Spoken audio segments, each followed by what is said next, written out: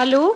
This is a video essay about the 1969 Ingmar Bergman film, The Passion of Anna. I would like to start off by saying that I understand that even the name Bergman might feel a little heavy for some people. For example, in 1987 or so, I decided I was going to try reading a Stephen King book for the first time. But when I went to the bookshop, I was greeted with a wall of Stephen King titles. So many books. Which were the good ones? Where was the little guy supposed to start? And it might feel the same for some people with Bergman. So many damn films. Not only that, but Bergman's name has become associated with a very particular vibe, and that vibe gets made fun of quite a bit. The UK comedy duo French and Saunders did a sketch parodying his films, and, most famously, Bergman's Vision of Death appeared in Bill and Ted's Bogus Journey. Even John Cassavetes was getting in on the Poke Fun at Bergman act way back in 1968. Why don't you take me to a movie, okay?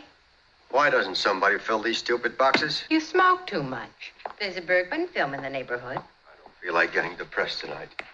Now, I didn't see any Bergman films at all for a really, really long time. So if you haven't seen any yet, or you feel like you should have seen more of his films by now, then I am here to say, don't worry about it, it's cool. The first Bergman film I saw was in 2013, and it was Fanny and Alexander, which is the last film he made for a cinema release. I had made a conscious choice that enough time had passed, and I was ready to see my first Bergman film, and I kind of thought that starting at the end might be a good idea for some reason. When the film started up, I could really feel all the baggage that comes with watching a film made by a great filmmaker for the first time. The weight of thinking, oh boy, I guess I better really like this, was super present. And although the film wasn't what I expected at all, I really liked it. It kind of had one foot in the real world, one foot in the dream world, which is a good way of talking about a lot of Bergman in general. I followed this up with The Virgin Spring, which I watched because it was the basis for Wes Craven's Last House on the Left, and I figured, well, that would be interesting. And it was okay, not 100% my thing. Same went for The Seventh Seal, which I know a lot of people love, but it just wasn't really my thing. And that, I think, is also okay. You don't have to love everything just because it's made by a giant and you think you're supposed to. You be you, always. Anyway, then I saw Persona, and that changed the game quite a bit. Gone was a lot of the theatricality of The Virgin Spring and The Seventh Seal, although sure, there is still that arch unrealness to it, but the whole thing really worked for me. So at this point in my journey through Bergman country, I figured, okay, so maybe 60s Bergman is where I'm at. And I watched Hour of the Wolf, Shame, and then, in September 2015, I watched The Passion of Anna, and boy, oh boy, did I ever love The Passion of Anna. Before I talk about what the film is about, let's talk about that title. You see, when the film came out, it was just called A Passion, but for the US and UK release, it was retitled as The Passion of Anna for some reason, which might lead you to think that it's going to be about a person called Anna, but it's not. Well, not really. It's about Andreas. And then, perhaps more confusingly, in the beginning of the film, the title card says neither A Passion nor The Passion of Anna. No, it says L182, which you can see written on the clapperboard in several shots. Look, there it is. And there. Weird, no? Anyway, The Passion of Anna starts off by introducing Andreas, and almost immediately we're given a choice in how we're supposed to understand things, which is kind of how the rest of the film continues. The voiceover, read by Bergman himself, always interesting when a filmmaker does the voiceover themselves, tells us Andreas's full name, age, and informs us that the roof has been leaking in earnest after the summer rains and is in disrepair. How are we meant to understand those words? Is it literal, and the roof has been leaking? Andreas is on the roof, after all, literally fixing the tiles. Or do we take it metaphorically? Are we to understand that Andreas has been subjected to heavy rains recently, and that his roof, or mental well-being, is leaking? Maybe. But if we're taking it metaphorically, then why does everything look so matter-of-fact? And if we're supposed to read things as purely matter-of-fact, then why is this the very next thing to happen?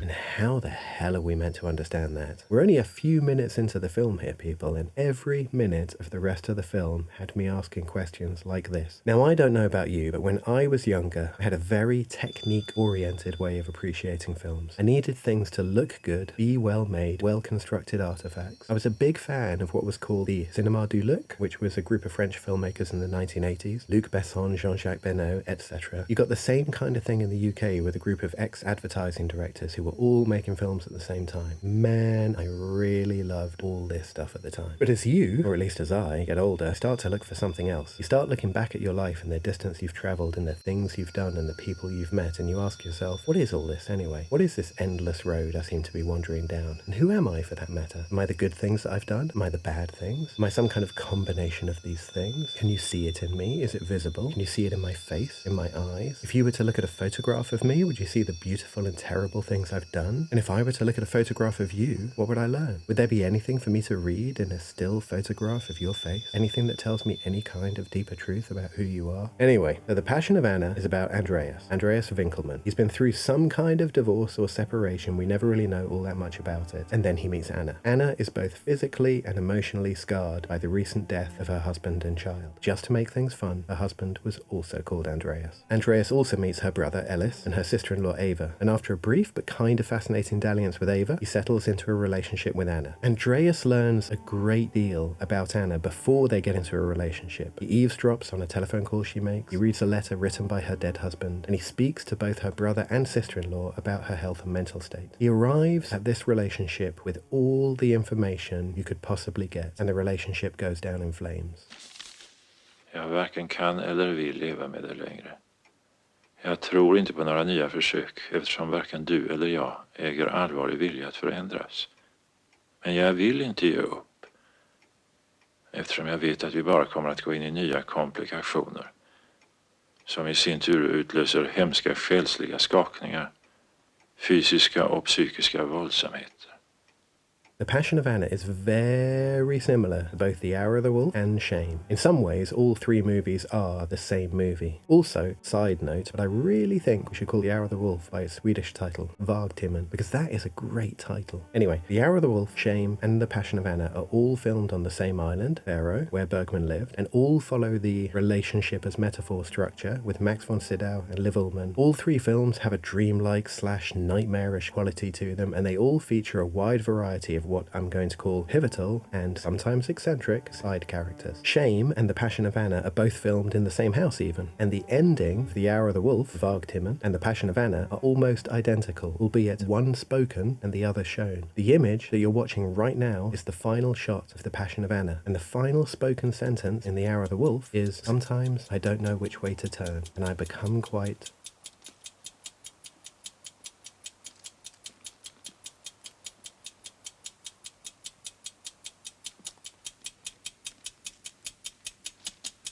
Fragmentary, elliptical, things happen, that's where we are. I've mentioned this before in a previous video, but when I first saw The Passion of Anna, it was an eerie, unreal, unsettling experience. I kept seeing and hearing things I have done or said, and it felt very much like I was being revealed. I spent a few summers in a cabin in the woods in Norway, no electricity or running water or phone reception or any of that stuff, and one morning I found myself carrying a metal bucket collecting pine cones, and then I saw this.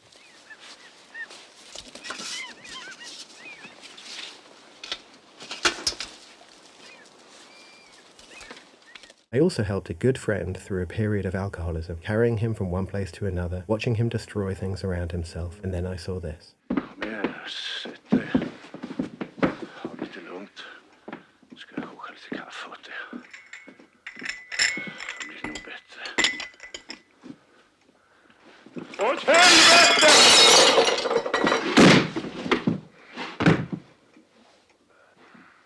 I have also watched items fall, picked them up, put them down, and watched them fall again, many times, both physically and metaphorically. And you might say, hey Ben, those are just universal human experiences. We've all been there. And I would say, sure, okay, maybe. But then there was the sucker punch of the characters, all of them. They all expressed ideas, opinions, found themselves in situations, or just created a vibe that felt like it was part of my life, or outlook on life. I am taciturn and secluded, but I'm also joyful and hedonistic. But I'm also arrogant and controlling.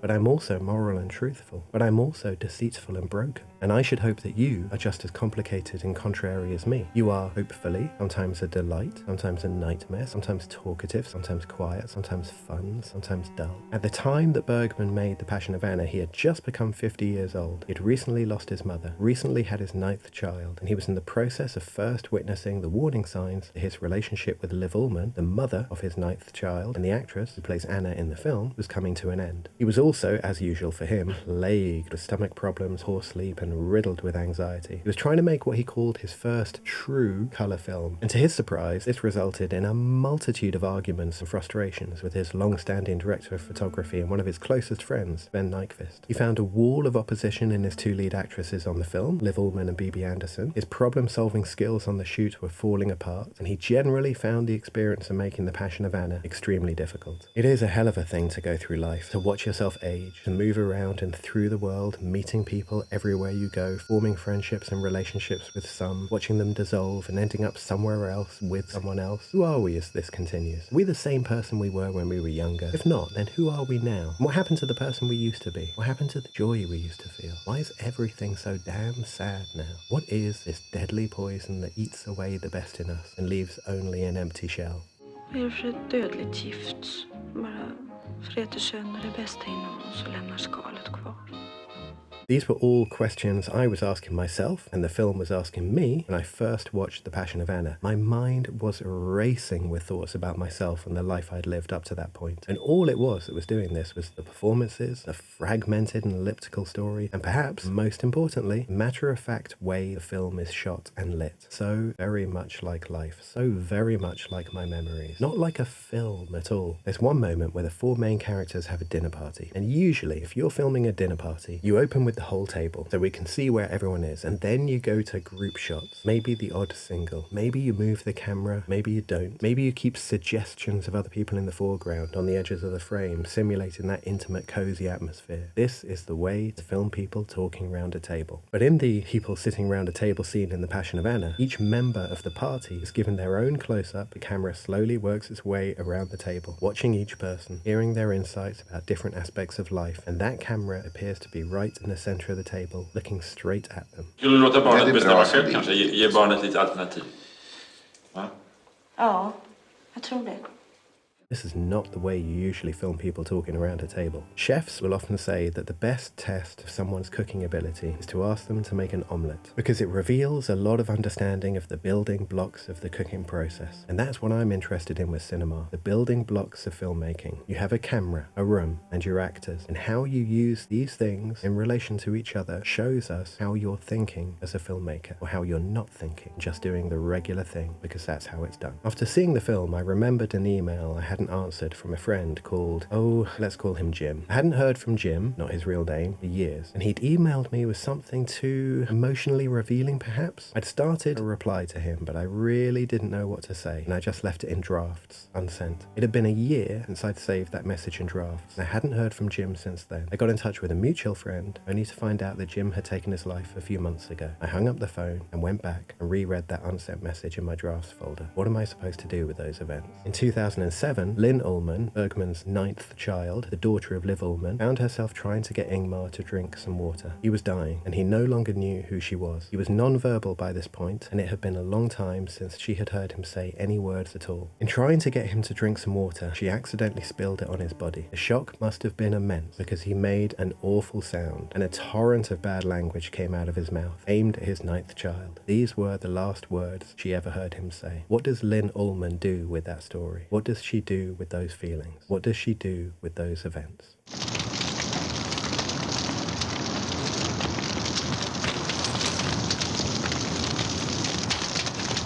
You might be thinking right now, hey Ben, this is pretty bleak. And maybe it is. Or maybe these are the important things that we should be thinking and talking about now while we're still able to. Perhaps, and work with me here people, it's not shopping and accumulating money that we should be thinking about all the time, but instead the experience of being alive and our relationships with the people around us. And that's The Passion of Anna. It's a film about being alive and the people we share that experience with, and the joy it contains, and the cruelty around us, and the cruelty we have inside ourselves. Bergman's original idea for the film, and what ended up being the spine of the film all the way through the shoot, was to follow someone wandering through the kingdom of death out of a longing for something that exists far away. Several stops along the journey, simple, frightening, and strangely exciting. Is this a film about the universal human experience, or a film about Bergman? A film where he reveals the different facets of who he really was. He certainly had a huge collection of photographs, and he certainly had a lot of affairs. Is this him? Maybe. One thing we do know is that The Passion of Anna contains Bergman's response to what he perceived as an unpredictable world in which violence could happen at any moment. In the film, there's a maniac loose on the island, killing, mutilating, and torturing animals. In the film, it's animals, but in the real world, Bergman was thinking more about this kind of thing.